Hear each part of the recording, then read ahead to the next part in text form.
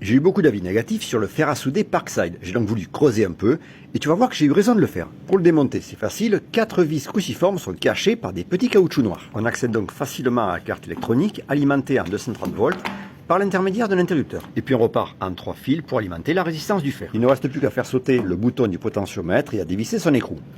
Sur un côté de la platine, on peut voir une varistance, un condensateur de sécurité, d'autres condensateurs, une résistance, un potentiomètre et ce composant noté BT131 qui est a priori un triac. Et tu verras, heureusement que j'ai eu la bonne idée de l'identifier. À l'arrière par contre, cette ref ne correspond à rien de connu. On a quelques résistances et condensateurs CMS. Et sur le circuit intégré, l'inscription a été effacée. Sans en être sûr à 100%, on a un circuit qui ressemble à un gradateur à triac. Le problème c'est que lorsqu'on fait une mesure de tension tout en tournant le potentiomètre, on passe directement de 0 à 230 volts. À moins qu'on n'ait pas une variation de tension mais de courant. J'utilise donc cette fois-ci la fonction ampère-mètre et me branche non pas en parallèle sur la résistance mais en série. Sauf que là, idem, on passe directement de 0 à 200 mA.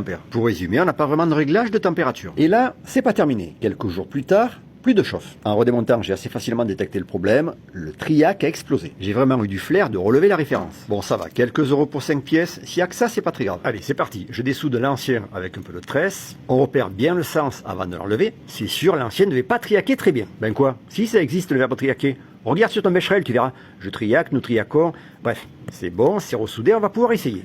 Ça commence à chauffer, c'est que c'est bon signe. Ben voilà, ça marche. Enfin, jusqu'à la prochaine panne, quoi.